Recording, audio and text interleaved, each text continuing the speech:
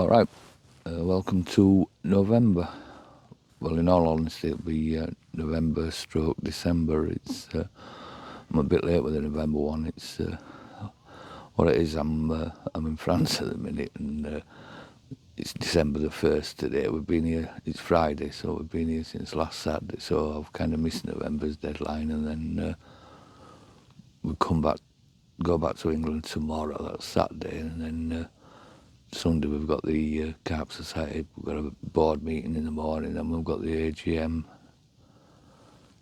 Monday I've got to take the CRV for the MOT, and then I've got to take the van back that we've borrowed to come down here, so I'm going to be pretty busy then. And then I think the winter edition of Carp Fever will be arriving any time then, so we'll be packing them up and posting them out, so not really going to get a chance to put November out, so what I think I'd do is combine it with December and put it out towards the back end of this month now. So anyway, like I say, we're in France, in a lake called Blue Water. I think it's in the Champagne region. I don't exactly know where we are. It's I should do, given I've drove down here, but it's in the Champagne region somewhere. It's steady 4 hours away from Calais, which is not a bad drive really. Like I say, steady 4 hours. I've been to some lakes where it's 7, 8, 9 hours away from Calais, and they can be gruelers really. They do take it out here, but yeah, this one, it's not a bad journey to be fair. About 3 hours down to Folkestone, and then on the train, and 4 hours down here, so not too bad at all. It's the lake itself, it's there's some massive fish in here, which is the main attraction to it, and but we also got the food package this year, and Jason, who runs the place, certainly keeps you fed. Each morning you get like a breakfast baguette, and then that's got sort of 2 of everything in it, and then on the evening we'll go back to the lodge area there and have an evening meal there, and he just feeds you till you've had enough, and I can promise you one thing: if you come here, you won't ever go hungry. We brought a load of biscuits and sort of crisps down with us in case you get the munchies or what have you, and even opened a packet of them. The breakfast and the tea combined, that's enough for anyone. You genuinely you won't go hungry if you come down here. But yeah, the fishing itself, it's I'm fishing here with Carl and a couple of other lads, about 4 other lads, and me and Carl are on this side of the bank, and to be honest, we've struggled. We've had one fish between us. I think early doors Thursday morning I had the 39 pounder, and that's been it for us, unfortunately. Over on the other side there's John and Ethan and Chesty and Nathan down that way, and I think they've had about 12 out between them, so they've done quite well, to be honest, especially given the conditions. They've had a bit of everything here. It's rained, it's been windy, and it's been absolutely bloody freezing, which ends we've got about 80 million layers on, but yesterday were quite bright, so we've had a bit of everything, but it's been nippy, and it's been good though. I've enjoyed it. We've had a good laugh, and more importantly for me, come December, I'm up to there with sort of running the lakes and Carp Society business and what have you, and so I've come down here and I've proper chilled out. It's been a really nice week for me. Like I say, I haven't got I've had one, but it's just what I needed really. I've had a good time, and when you come to France, I don't know, I've been to France, I don't know, at least 30 times, certainly more than 20 anyway, but it's so important who you go with. It might not sound much, but I've been to France with people I thought were sound, and you get to France, and after a day or 2 you're like, Jesus Christ, what's happened to this fellow? So, I've seen people who've been friends for most of their lives fall out in France. It's it's not the piece of cake everyone thinks going to France is. You know, there's a hell of a lot that can go wrong, and like I say, you've got to be with the right people. It's normally when you're in France, you can pretty much guarantee somebody's going to do really well and somebody's going to struggle, and if you don't handle that correctly, that can cause some major issues. You know, people, like I say, I've seen good friends falling out over essentially fishing, but no, it can be tricky in France. You've got to choose carefully where you go. And but on that subject, like I said earlier, I'm fishing here with France. I'm fishing here with Carl. Across there, we've got John and Ethan, and then Chesty and Nathan, as I said, and we've had a good laugh. We really have had a good laugh. It's been good, and the guys are sort of good people to come to France with, and yeah, I've enjoyed it. Like I say, it isn't all over yet. I've been to France with Carl fishing, I don't know, 4 or 5 times, and he has a habit of pulling a big one out of the bag on the last night or two. He's at least 3 or 4 occasions I can think of. He's had fish above £50 on the last night or the next but last night. So I'm putting it all on him for tonight. We've got one night left, like I say, and it's all down to Carl now. And in the meantime, it's pizza night tonight, so I'll catch you later.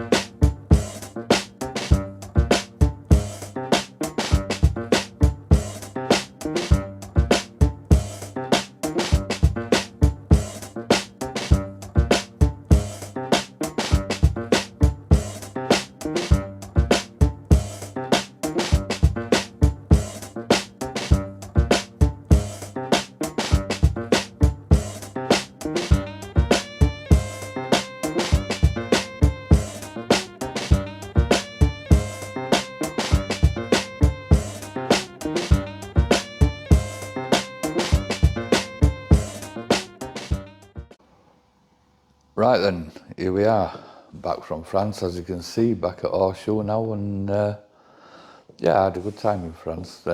Nothing else to report. I just ended up with a one fish, £39, which is not the biggest in that lake, but yeah, it was nice. I do enjoy the longer sessions in there. It kind of takes me 2 or 3 days to get into a fishing session. I don't know why, but yeah, it was a lovely break. And anyway, like I say, I'm back now, and I must apologise. In the bit of video I did while we were over in France, I was on about the magazine, the Carp Society magazine, and I called it Carp Fever instead of Carp Fisher. A bit of a Freudian slip, but certainly shows my age for those of you that actually do remember Carp Fever. But yeah, the Carp Society magazine's the Carp Fisher, more of which in a minute. But I also I kept calling Anthony Nathan when I said, oh well, it wasn't Nathan, it was Anthony. So my apologies to Anthony, and apologies to anyone listening. But let's face it, if you were looking for slick presentation and crisp production, you probably stop watching these videos in January. But yeah, onto the Carp Fisher magazine, and we have just taken delivery of them. So in the best YouTube tradition, let's do some unboxing.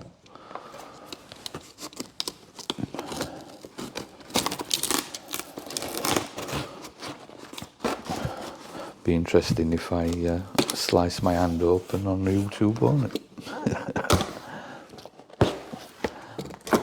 There we go. Let's see what we have. Ta-da! There you go. Carp Fisher, issue 7, winter 2003. A lovely picture of Chris on the front. And inside here on the back, there's some lovely tributes to Chris Ball, who, as you all know, unfortunately passed away this year. This is a magazine that's going out to all the members. We have got a few special edition, limited edition hardback ones for the Chris Ball tribute, but it includes all the magazines, so everything's in there. But I know we only ordered about 75 of them. We've sold quite a few, but there's a couple left if you give Sabrina a ring, and they're numbered limited edition ones. So yeah, let's have a flick through here, see what's in. I did a little article in this one about the rules on horseshoe, which no doubt will upset a few people, but there you go. What's new?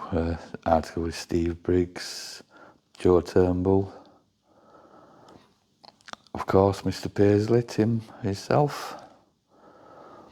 It's really well put together. To say Sabrina hasn't been doing it that long, she's done a really good job of these magazines. She should be proud of herself. She's done really well with these. The big interview with our very own Justin Hawkins. There you go. Not be framed. I'll get Justin to sign it. So yeah, Julian, of course, and yeah, plenty more stuff. Simon Crowe, who edits the magazine for us. So yeah, well worth getting. And all the members, like I say, we've only just taken delivery of these. I think it's December the 12th or something today, so we'll try and get them out to you all before Christmas, and hope you enjoy it. And mention of the Chris Ball tribute supplement in there.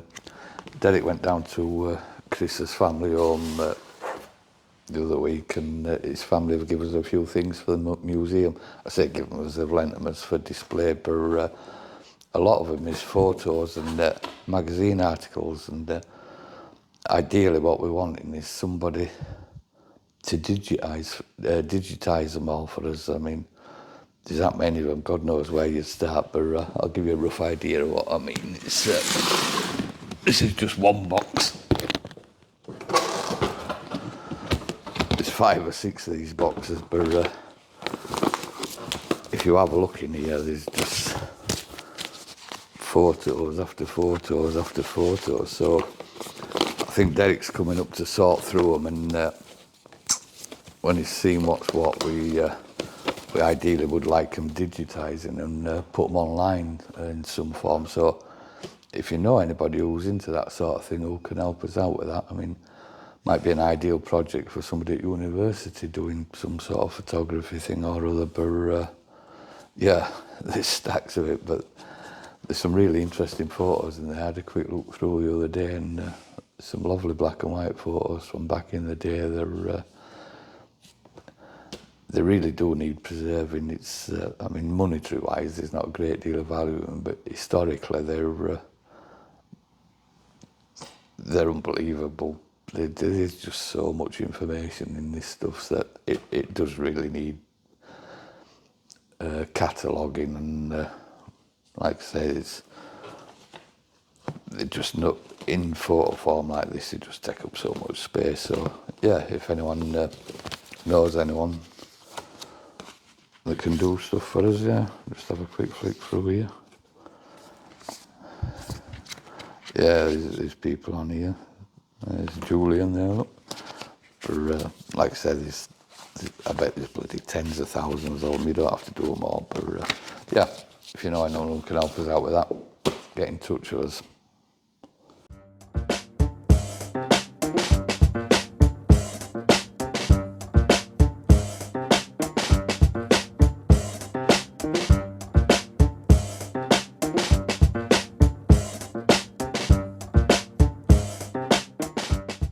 There you go then, that's the winter edition of Carp Fisher, all bagged up and posted out, and should be on the way to you. But by the time this comes out, you should either have got them or you'll be getting them in the next day or two. So yeah, it's like I say, it's a nice magazine. Sabrina's done, and Simon have done a great job of it, so I hope you enjoy it. So yeah. When I came back from France on this Saturday, and on the Sunday we had the board meeting and the AGM. The board meeting quite interesting. What has become apparent, well, it were apparent when we bought it, but it's just come about a bit quicker, is the need to re-fence Ashmead. I mean, it does have a bit of a fence on it. I don't know if I mentioned it earlier, but it's not really up to it these days. So the board collectively have agreed to re-fence Ashmead, which is not going to be a small job, and it's not going to be an inexpensive job. You're probably looking at £50,000 really to fence it, which is sort of quite mind-boggling, but it is what it is these days. So yeah, that's one thing we've agreed to do. And another thing, we discussed the prices of fishing on the Carp Society waters, and we're well aware of the cost of living these days. Everything seems to have bloody doubled or tripled. You wanted to go to the supermarket and see it. I mean, it's absolutely ridiculous. And our electric bills and water and gas and everything else have gone up. I've got some good news. The cost of fishing on all our lakes is not going to increase next year. You know, all the prices will stay the same. So that's a massive plus sign for everybody who fishes on our waters, and I hope it's received with the goodwill. It's the decision was made. Really, you know, like I say, we're aware everyone's got bills to pay and stuff. So hopefully that helps a few people out. The one thing that is going up is the membership of the Carp Society. I mean, for donkey's years now, it's been £25, and that's going up just £5. It's going up to £30 a year, which hopefully everybody, I mean, there's got to, they put the price up, blah, blah, blah, but, you know, it's a fiver at the end of the day, which I know it's money and people are short, but I'm sure everyone who goes fishing can afford a fiver, and it will help us out. You know, all the money we ever generate for the Carp Society goes back into the Carp Society. You know, it's how we upkeep the lakes. It's how we manage to buy Ashmead. So hopefully everyone's in agreement that keeping the fishing prices the same and raising the membership by £5 is, you know, it's a positive thing. Really, I know it's £5 is £5, but you know what I mean. And yeah, it's not a lot to everyone, but it will help us, you know. The postage for these magazines is like £3,000 or £4,000, so if we get 1,000 members paying an extra fiver, that pays for the postage for the magazines, or, you know, it might buy us a bit of equipment for the upkeep of the lakes, you know, lawnmower, a digger, a dumper, something like that. So, you know, everything we generate gets put back into the Carp Society. So yeah, hopefully everybody's on board with that. So yeah, onto the fishing now at Horseshoe. As it has been all year, the fishing still remains really good.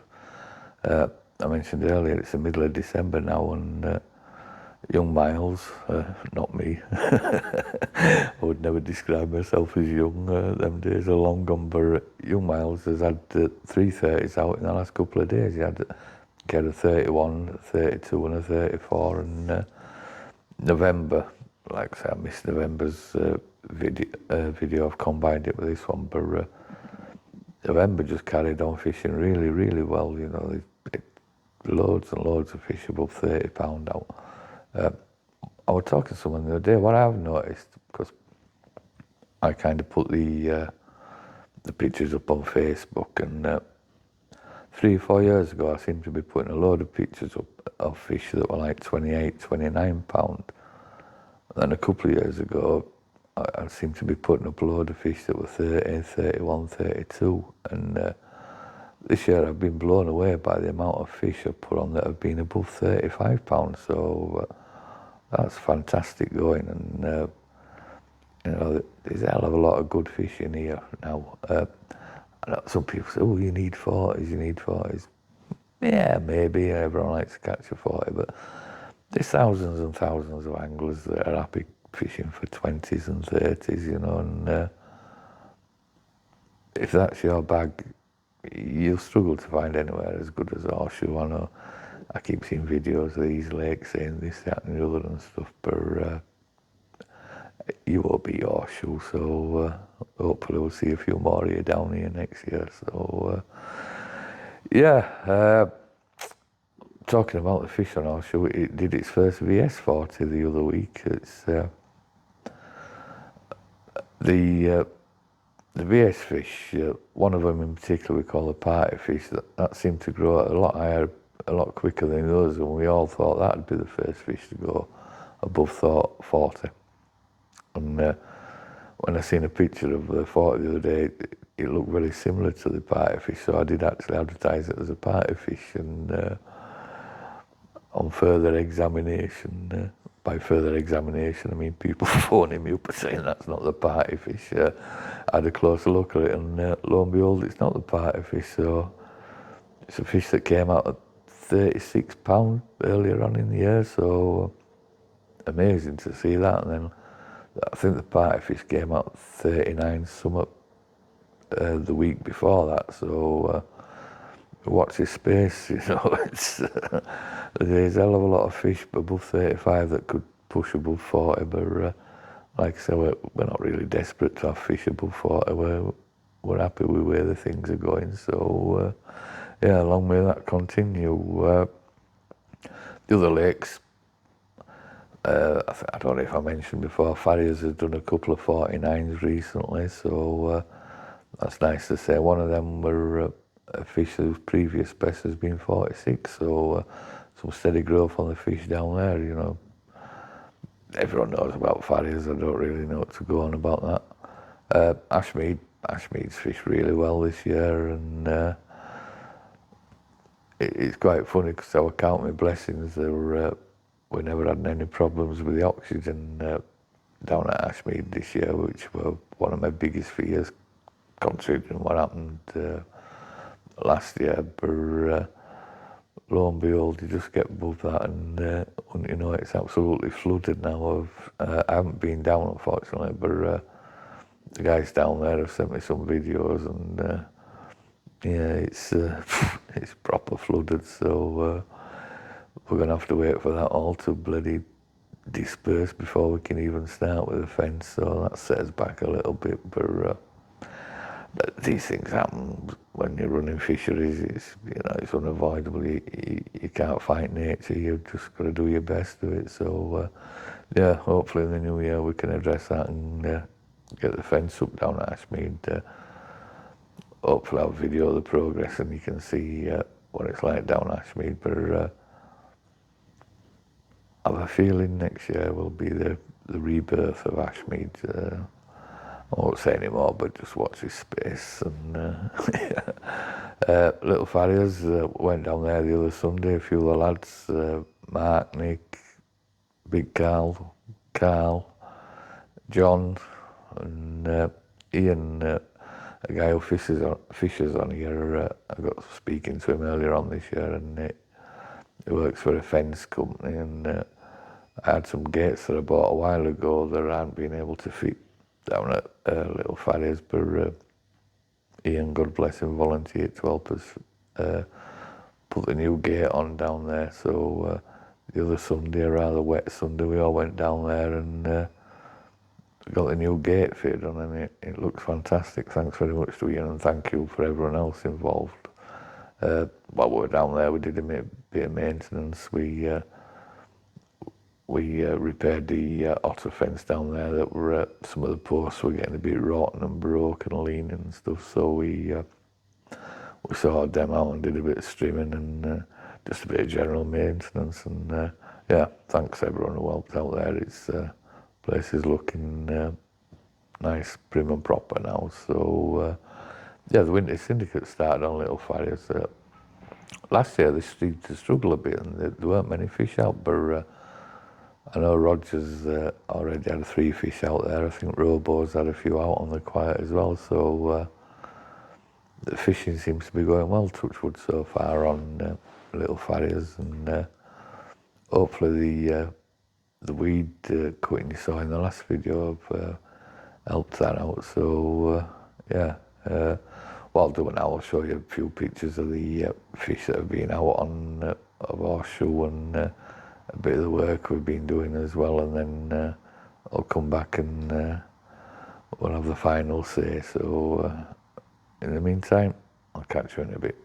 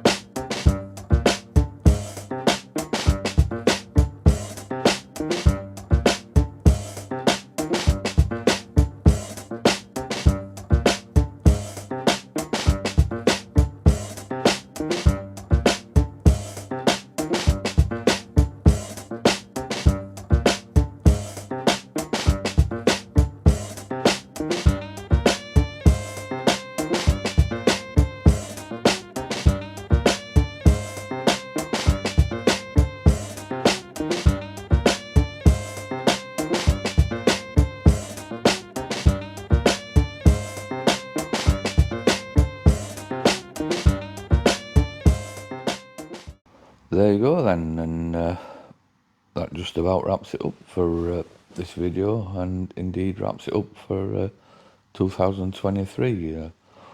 Hopefully you've enjoyed these little videos. Like I said, they're by no means slick and professional, but the idea of it was just to give you a little idea of what goes on at the Carp Society.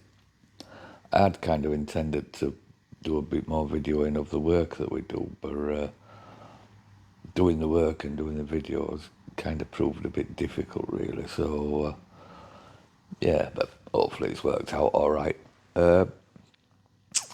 Next year, I'm not sure if I'll carry on with these or not. I probably will do, but at the minute I'm not sure. I would like to bring Carp Radio back, but again, it's just having bloody time, really. So, but I'll have a think about it over the Christmas and New Year period and see what can come up with. But oh yeah, by the way, earlier on I mentioned young Miles had a 3:30s or something.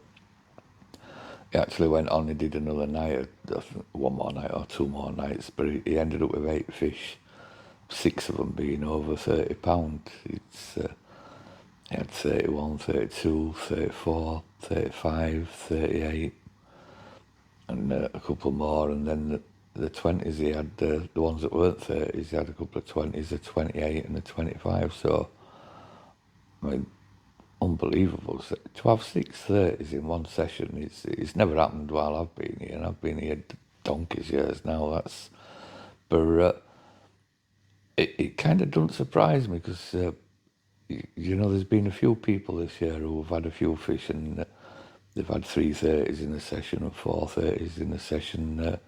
I remember particularly in March, it just went ballistic and people were catching multiple 30s, but to have 6:30s to £38 in one session is, the way it just speaks for itself about the quality of this lake now. It's,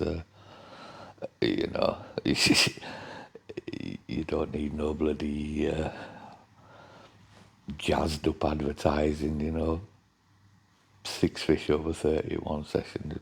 There's not many places you can get that. So, yeah, there's a few people that advertise their, you can do, but, the proof's in the pudding. So, yeah, massively pleased to see that result from young Miles. And he's had some good fish all year, isn't he? He's a good angler, so it kind of doesn't surprise me, but it does, if you know what I mean. But, yeah, brilliant way to end the year. And yeah, it's. I also mentioned about the flooding down at Ashmead. Well, the last couple of days, unfortunately, that's got even bloody worse now, and it's more or less all just completely flooded. So hopefully that goes down soon and we can crack on with it. I mean, we've got a hell of a lot of work lined up already for next year. I know we want to have a look on the Whitney Bank here at Horseshoe and open the swims up a little bit. Some of the trees have been encroaching and making casting a little bit difficult, so we need to get on with that. And we've got netting a little farriers booked in for the back end of January, and then of course we've got the netting of these stock ponds, and then we've got to get preparations and everything underway for the new water fence down at Ashmead. So yeah, it's straight back at it after the new year, and there's lots to do. So yeah, I think that's about it for this year now. That's all that's left really, is to wish you all a very Merry Christmas and a Happy New Year. And if you want to do one thing this Christmas, it's this year's been a difficult year. There's been a lot of excess deaths. That people have struggled this year, and if you know somebody that's been struggling, I mean, there'll be people who spending the first Christmas without a loved one, and people whose relationships or domestic situation has gone tits up who will be struggling. So if you do know anyone who's struggling, or you think might be struggling, just send them a text or give them a phone call or something, check up on them. And yeah, on that note, I shall leave it. Very Merry Christmas, Happy New Year, and we'll see you again in 2024. Take care. Bye-bye.